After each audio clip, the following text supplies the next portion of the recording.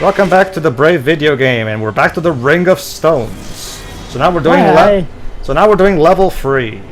Are we gonna get to do the Ring of Fire? Yes, Merida, I'm very impressed by the fact that you can juggle your bow. Forest Grove, so Castle. Is there a Ring of Fire in this game? And now Shield No, Creek. but there's a Ring of Stones. You know what that means? Shield Creek, snow level. It's time. Yay!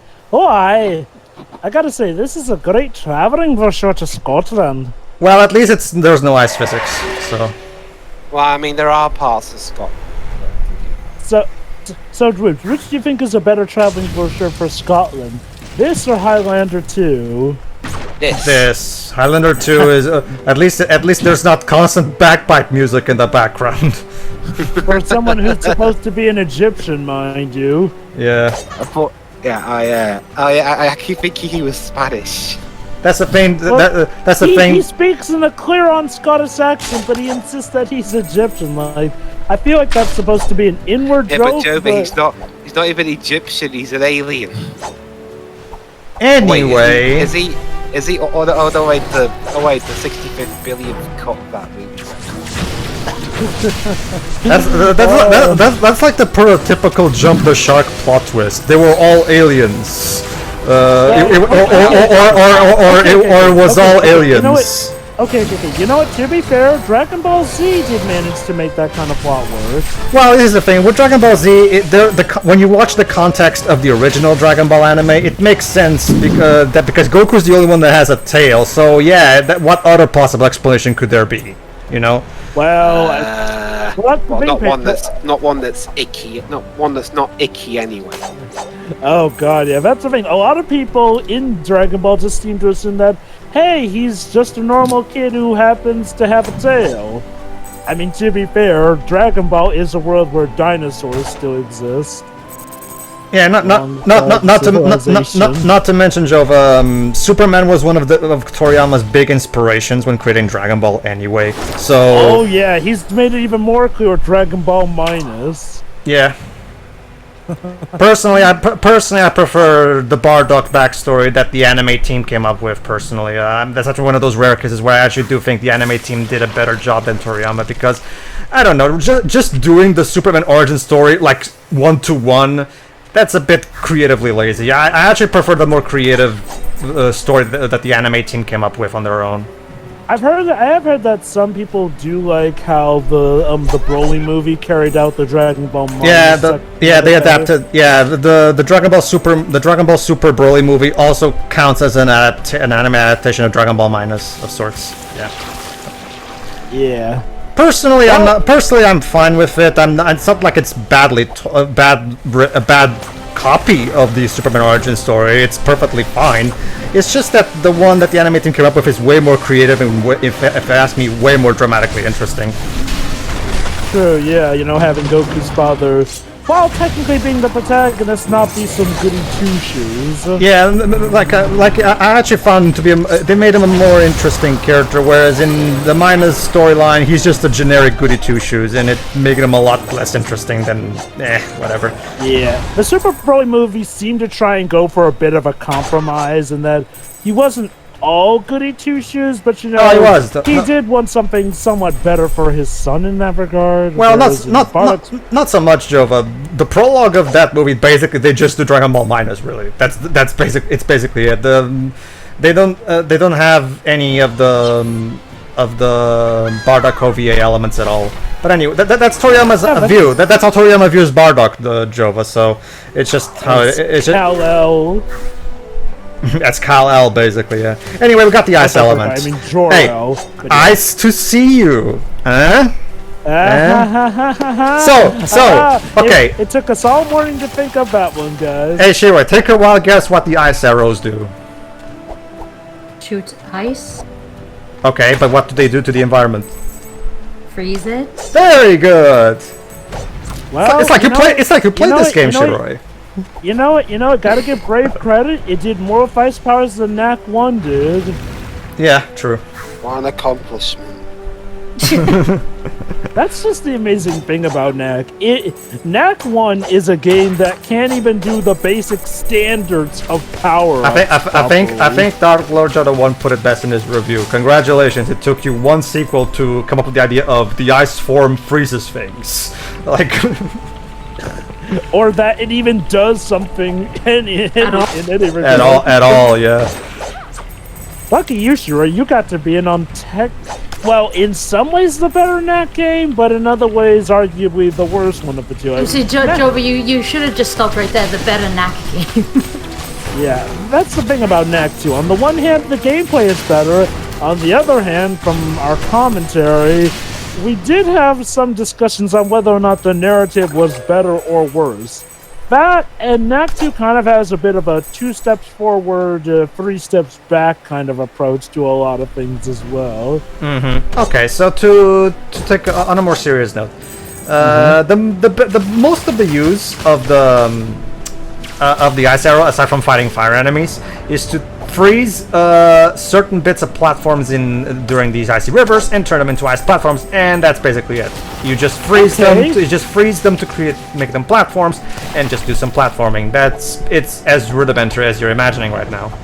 Wow, I guess the platforming is somewhat challenging now. Not really, Jova. Remember, you can just keep shooting over and over and over like I'm doing right now. So it's not like you have a limitation on how many of these platforms you can make. You can just keep making them over and over and over. So it's not like you ever run out of platforms to make.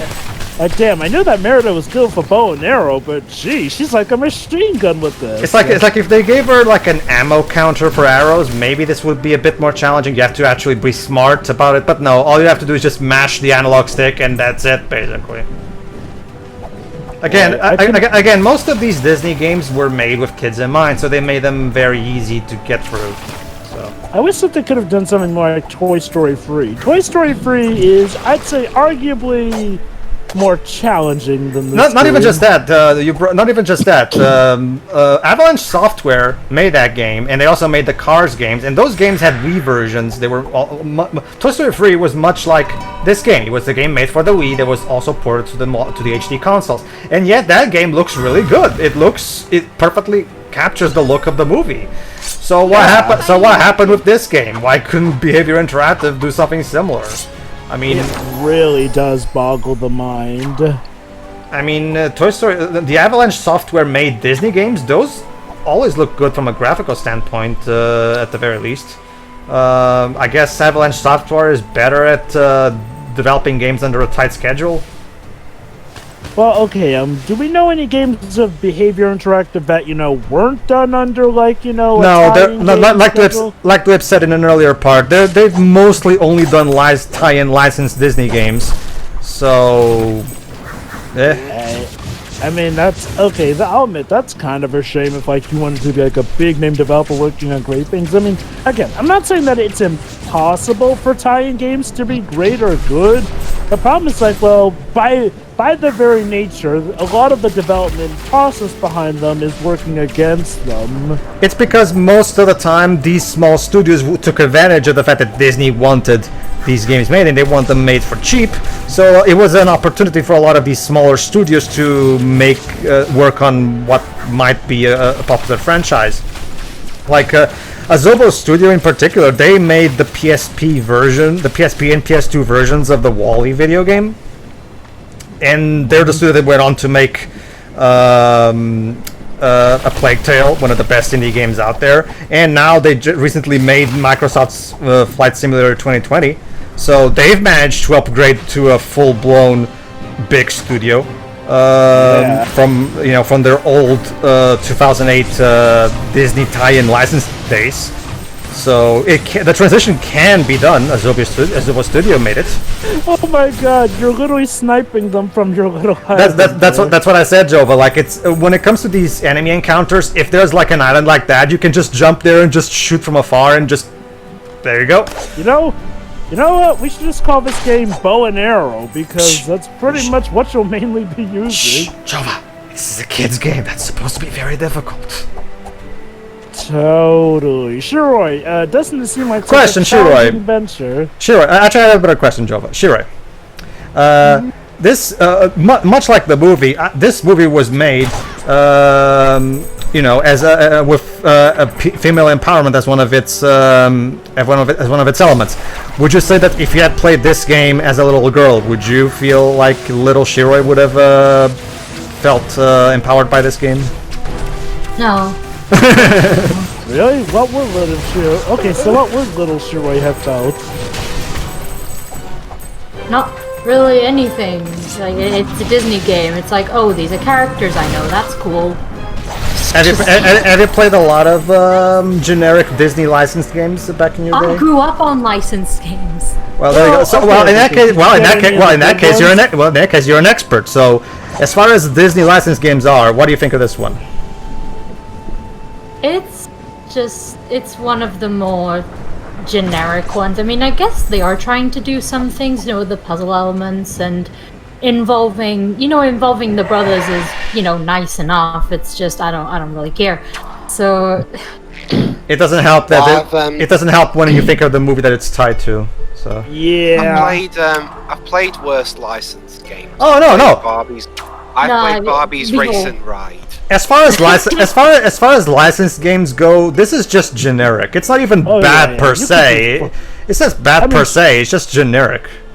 Like, okay, yeah, this game has baffling elements that are bonkers and completely backwards. But even with that, it's not the worst thing. Like, it's not like it constantly glitches out or like it feels impossible to. No. I mean, even with the weakest developments, it's pretty much just a matter of using the right arrows and you can pretty much snipe the enemies for the most part. So, there you go, I got all the free health potion upgrades, meaning health potions now heal almost all of my health, making the game even easier. That's as good as it gets. But yeah, I do feel like part of what holds this game back is admittedly the game it's based off of. That said, I do argue that they could have at least tried to make a fun game out of this, like, heck, from what I hear, the Catwoman video game is leagues better than the movie. It's one of those things where I can tell that they put effort into this. It's not like this game feels completely slapdash at the last minute like the Wreck-It Ralph video game did. No, this game with this game you can tell that the developers were genuinely trying to at the very least make something decent at the very least. Something that's at the very least not embarrassing, and they succeeded. This game is not embarrassing. There's nothing like inherently terrible about it. It's just it's a game that only does the bare minimum to not suck, and that's basically it. The bare minimum. I use the bare necessities, the very bare necessities. Forget about Ladies and gentlemen, a very half-assed Disney musical from Jover and Pedro. That's gonna be the name. That'll be the name of it, actually. Very half-assed Disney musical. Well, hey, it'll still probably turn out better than Spider-Man Turn Off the Dark, dude. So yeah, no, sorry, guys. That name, that's already what I said earlier. That's already the tagline. There's also the fact that as you can see, the platforms move very slowly, so you have all the time you need to keep shooting all the platforms in front of you, so you can just keep jumping and jumping until you succeed. It's an incredibly forgiving game. Now it's time for a puzzle. Okay. It's funny you mentioned Home on the Range, Dribs. I've only played the GBA game, but the GBA game for Home on the Range was surprisingly pretty good. Anyway, this puzzle is all about getting all the yellow pieces together to form a straight line. There you go, see? Like that. And now this first one is really easy, just to teach you how these puzzles work, but they will later become a bit more complicated as they go on. But that one was intentionally made to be easy so that you understand how these kinds of puzzles work, basically. Anyway, we have another gate, meaning we need to find the right key. Look around. Oh, look! I found it! There you go. That's the cave. So basically, you see, the caves where the keys are always right next to the gate. So convenient. Yeah. So you gotta wonder about whoever hid these keys.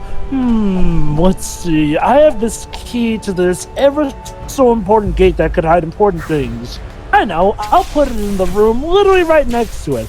I mean, sure, yeah. There's platforming and whatnot that will keep surely the most daring of trespassers away. However, if you're as skilled as Merida, it's a cakewalk. Yeah. Alright. Yeah, so basically, once again, see, my problem with these types of puzzles where you just have to decipher the right order is that there's no actual, you know, pattern to decipher. Yeah, it's just trial and error. Just keep trying various different orders until you get whatever the order is the game wants, basically. It's, there's, like, it's not like, let me use an example, like the Sonic Adventure 1 puzzle that you have to solve in order to enter the final leg level with Sonic. You have to, because every time you jump into a panel, it affects the panels right next to it. So you have to plan ahead in thinking, okay, if I jump into this panel, it will turn on, but however, it will also turn off this one. So there's an actual pattern that you're deciphering. You have to think your way through it. This, not really. With a quick trial and error, you can just get through it, really. It's brainless. Yeah, I mean, when stuff is trial and error, it's literally just you admitting, I'm just putting it here to waste your time. Basically, yeah. Not the best thing to do for a game. No, in fact, I actually don't, and I've made it very clear various times, I don't like it when games waste my time. Both games and movies. Anyway, I was trying to see, okay, see, this is one of those cases as well, that the game, a lot of platformers that are not made by Koizumi and this team do this, like, I don't understand why developers can't realize that when you have platforming like this, it's always a better idea to switch the camera perspective to an overhead perspective, so we know the distance between platforms. But no, this game has a fixed camera because remember, the analog stick is reserved for the arrows, so I cannot control the camera. That's stupid. Remember, Shira, this game was made to be played with the Wiimote and the nunchuck, and therefore it was made to be played without right analog stick. So, yeah. See, the big difference is that... See, here's the thing. You see, Shira, the difference is that Mario Galaxy, it also forces you to play with the Wiimote and nunchuck. You know what's the difference? The Mario Galaxy games have an incredibly clever camera system that always constantly changing to make sure you watch exactly what the developers want you to watch. Every time there's a platforming section, usually it always switches to an overhead perspective, so you always know where each platform is where and how far each platform is from which, you know. So there's never a problem because you don't ever have to worry about the camera in Mario Galaxy because the designers do all the work for you. Not in here. You can't control the camera. But anyway, key done. Yeah, the keystones are also pretty much just another excuse to pad the game out, really, when you think about it. How is Merida not freezing to death here? Because she's a fiery, red-headed, hot Scottish woman. I don't know. Is that how the Scottish works, you right? Are they that warm? Affluent. They like cold weather. Affluent? Affluent. Interesting name for a trophy. Anyway. It means rich, I guess? I think so, yeah. Okay. Oh, hey. Alright, this puzzle is a bit more complicated than the others. In the sense that there's various switches to take in mind, as you're about to see. Basically, right now, I'm just taking a good look at the puzzle and thinking, okay, let's see. Okay, so I can't jump to this platform alone. I have to use this platform. So basically, I was trying to test how high the twins can jump. The triplets can jump, sorry. Before I start properly. There you go. So there's another thing that you have to pull, and this rotates. However, there's also one of the switches that actually changes the height of it, so we have to keep that in mind as well. So for now, let's just use this other triplet here. There you go. And one of the triplets, of course, will stay there, and there you go. Now let's have one of the other ones be here on this switch. Let's see what the switch does. Yeah, this switch versus the platforms. Let's see what the other one does. This lever, actually. Yeah, it raises or lowers the platform. There you go. So as you can see, what the basic gist of it is, you have to make good use of all these switches. However, notice how there's quite a lot of stuff to keep in mind.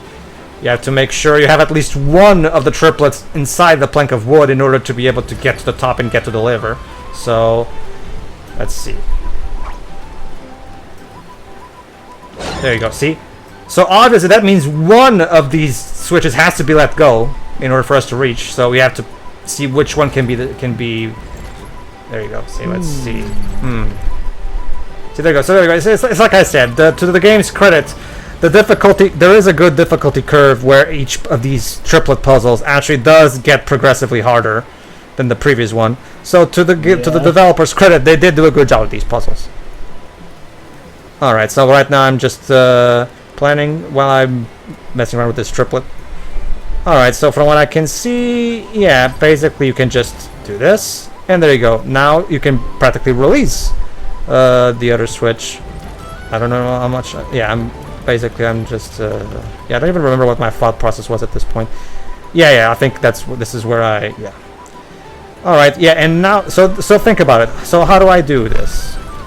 I think you need to use the other twin first raise that up and then, spin it around. Facing the right way. This obviously means that I have to keep the. There you go. Hold on. Yeah, this obviously means that I have to get one of the other triplets in there. There you go.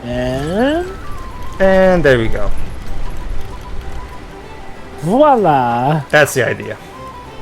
Now you just jump. Oh fuck! You see, if I had an overhead perspective, this wouldn't be a problem now, would it? See, the problem is that it's one of those cases of desperate. Okay, question, Shiro, you've played Sonic 3D Blast, right? Yeah. Okay, then you know how in the later levels it's really hard to do platforming because there's a lack of depth perception. Even in a couple of the earlier ones, like the graveyard. Yeah. The graveyard. Yeah. Yeah, so this is kind of the same thing, where the perspective is not the best, and as a result, see, turns out there's wood there. Like, I thought that again, I lack perception. That's the basic gist of it. But anyway, puzzle solved. Again, fucking use your just change your camera to an overhead perspective. It's not complicated. I did finish that game, but yeah, the latter half was quite tedious. Mm-hmm. Did you know that John Burton made a director's cut version that takes out the flickies? Oh. No. Does it fix the camera though? No. Well, sure. That would require rebuilding the entire game from the ground up. What John Burton, the original director of the game, John Burton from Traveler's Tales, he did release a ROM hack called the director's cut, where he basically took the fan feedback and made a better version of it. That basically is the definitive. So take the point of the game out. Okay. Yeah.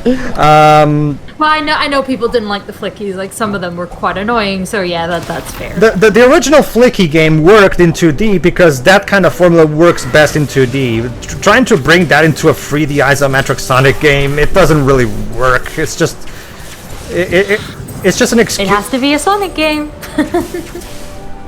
Well, sure, to be fair, the Sonic 3D Blast was more so made always to be a Sonic game from the beginning. It's just that it was just that one of those things where John Burton clearly did some bad decisions. More like it wasn't so much. It wasn't so much that Sega forced a game that wasn't a Sonic game to be a Sonic game, like they did for Rise of Lyric.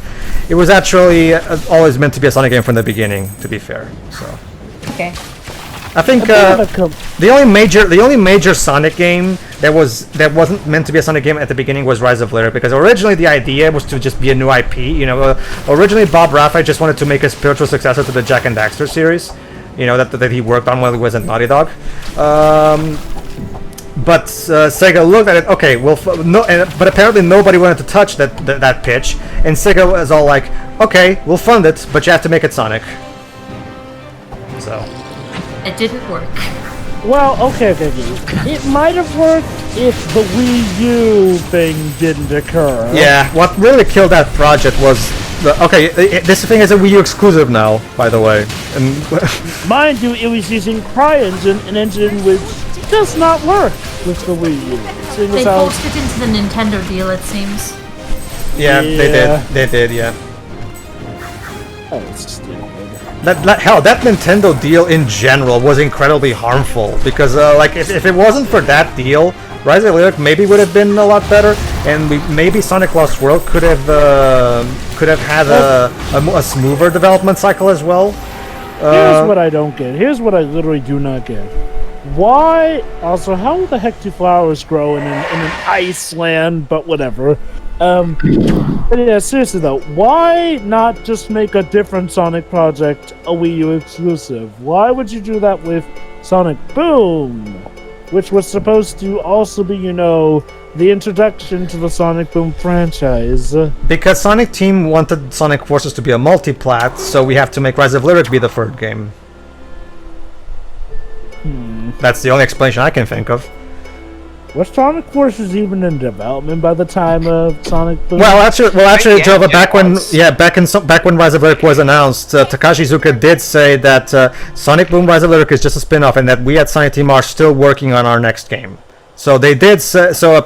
Well, remember, Jova, that was the whole thing with Sonic Forces. It was 4 years in development, apparently, and yet the final part doesn't show that. So Yeah, that reminds me. From what I've heard, apparently Sonic Team is working on something not Sonic for once. oh yeah, they made the recent Sakura Wars game. So As well as Which is a pretty popular series.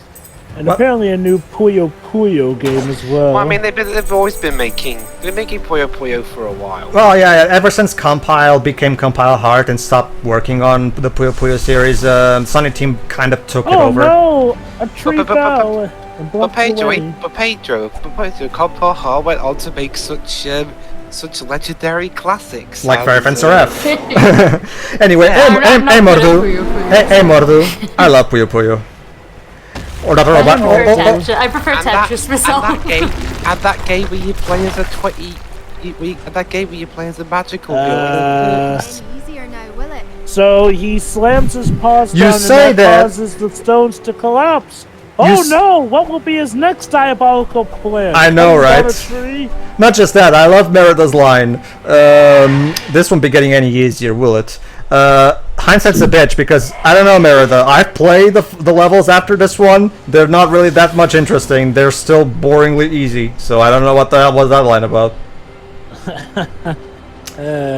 Okay. But don't you see, Disney him goes knocking over the is- tablets was to show that Alright, so we got things the are ice level getting done. tougher. Now we have Buried Passage. I wonder if that's going to be an underground level. And yes, everybody, starting from this point on, every part is going to be a level, because most of these levels last like 30 minutes. Wow. Jeez. I guess we can say that this game is meaty on them. If by meaty you mean they prolong the levels as much as they can to make this I'd rather worth be its- playing the levels from 06 in that case. Well, Oh, I get it. I get it. Oh, I it's get one it. of the- So it's the kind of meat that has a lot of fat on it. yeah, it's one of the, well, see, that's the thing. It's one of those things where Sonic 06 is an 06. Sonic 06 is an interesting disaster, whereas this game is just generic mediocreness that just puts you to sleep. Whereas Sonic 06 Yeah. is at the very least making you feel something, even if it's something awful. So, I mean, I hate to say it. Arguably, you could have more fun with Sonic 06 because Oh no, you can. no, you guys. I love showing people that game. No. Sonic 06 is one of those games where it's at the very least interesting to experience, even if not for the right reasons. Anyway, see you for the next part, everybody, where we go to Buried Passage. oh yeah.